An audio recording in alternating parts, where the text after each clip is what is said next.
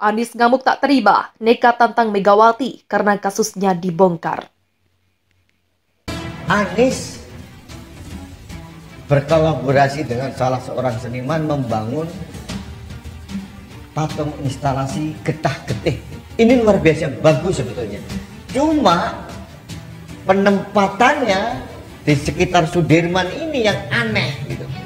Bentuknya aneh tanpa publikasi yang semestinya, sehingga patung instalasi ini hanya bertahan berapa bulan.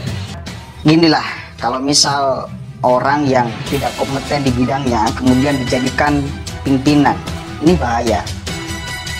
Anies itu pandai berkata-kata, bukan pandai bekerja. Kalau saya lihat, dia cerdas, oke.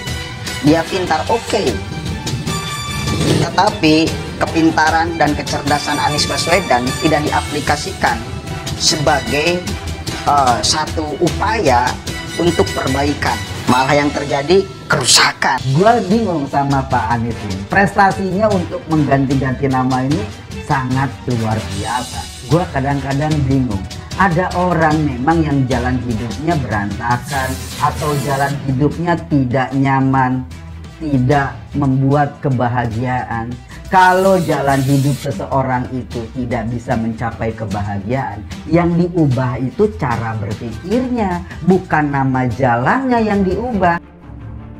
Ada Pitra Soekarno, Anies tersirat menabuh gandrang perang dari Tugu 66. Dikatakan curi start. Tidak juga.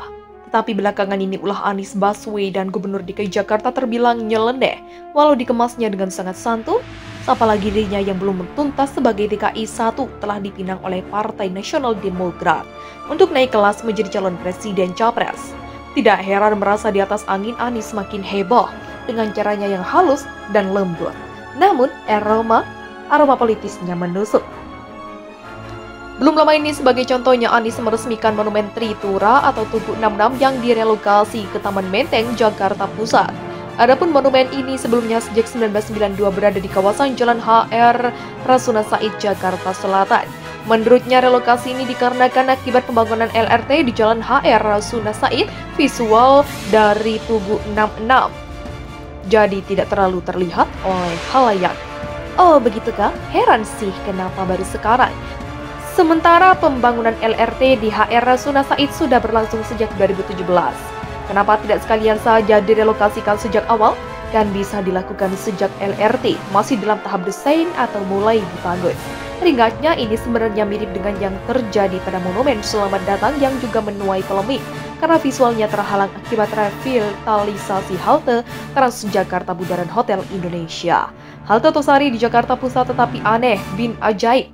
Tidak ada yang mengubri sekalipun sudah disampaikan kepada Pemprov DKI. Dan Anies pun sudah mengetahui ironisnya bahkan proyek tetap berjalan. Dengan alibi ini untuk kepentingan mobilisasi masyarakat dengan harga terjangkau. Semua proyek berjalan terus, kata Anies saat ditemui di Jakarta, Titri, Kebon Sirih, Menteng, Jakarta Pusat, Minggu 2 Oktober. Padahal Monumen Selamat Datang merupakan cagar budaya mahakarya yang digagas Presiden pertama Republik Indonesia, Soekarno ketika menyambut peserta ASEAN Games keempat di Jakarta pada 1962. Bahkan monumen ini telah menjadi ikon kota Jakarta, seharusnya Anies sudah menimbang jauh hari agar proyek revitalisasi tersebut tidak merusak visual monumen yang juga menjadi ikon kota Jakarta ini. Tetapi begitu deh merangkai kata Anies mengatakan Tugu 66 adalah peringatan perjalanan sejarah Indonesia. Sejarah generasi muda saat itu memilih bergerak dan mendesak perubahan pemerintahan Soekarno. Adapun Kesatuan Aksi Mahasiswa Indonesia menjadi motor pergerakan kala itu. Lalu sejarah mencatat tercetusnya 3 tuntutan rakyat di mana saat itu Indonesia terjerembab dalam jurang ekonomi, inflasi, dan peristiwa G20 SPKI. Wow, sekilas Nasdem memang tidak salah memilih Anies. Terlihat banget Pak Gub DKI ini tampak sangat nasionalis. Tetapi maaf, belajar dari sejarah, belum ada yang sungguh tulus dari seorang Anies Baswedan. Ibaratnya manis kita ditawari bakwan udang, belum tentu dapat udang. Bisa jadi rawit yang ngumpet menggigit pedas. Tinggallah kita gigit jari meringis.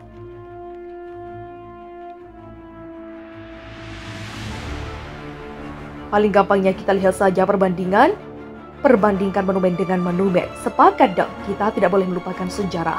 Karena Indonesia ada hingga di titik ini adalah sebuah perjalanan sejarah. Tapi anehnya cara Anies memperlakukan Tugu 66 dan monumen Selamat Datang beda banget. Jika Tugu 66 dipikirkan relokasinya, sedangkan pada revitalisasi halte Transjakarta, bundaran Hotel Indonesia. Dibiarkan saja merusak visual dari monumen Selamat Datang, padahal keduanya memiliki perjalanan sejarah. Bolehlah Anies sesumbar mengatakan bahwa ayahnya adalah aktivis kami di tahun 1966. Lanjut klaim dirinya merasa menjadi bagian dari keluarga besar gerakan mahasiswa di tahun tersebut.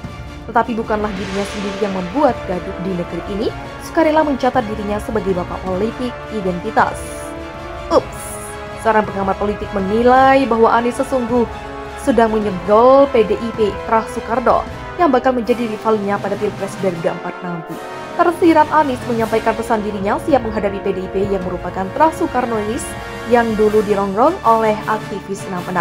Pilpres 2024 memang masih 2 tahun ke depan, tetapi dirinya tidak ingin kehabisan waktu.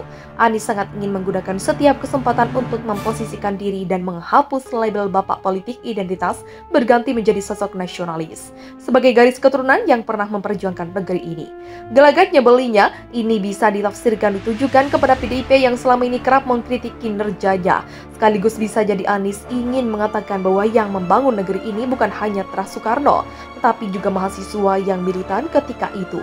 Singkatnya ya, semua bisa menjadi pahlawan, siapapun bisa dan mungkin saja memiliki garis keturunan pahlawan tanpa perlu sesumbar. Tetapi ingat fakta dan nyatanya sejarah di Republik ini terang benderang mencatat Anies Baswedan di Pilgub 2017 telah menanam bibit kebencian, memecah belah bangsa melalui politik identitas. Itu jelas direkam dan dicatat dalam perjalanan negeri ini. Gak percaya? Tanya saja Mbah Google. Mikir deh, apakah seorang nasionalis akan menjual dan menginjak ideologi bangsanya, mengusung ideologi lain dan bermesraan dengan kelompok seberang? Tidak perlu dijawablah oleh Anies, cukup rakyat Indonesia saja yang menjawab dengan waras.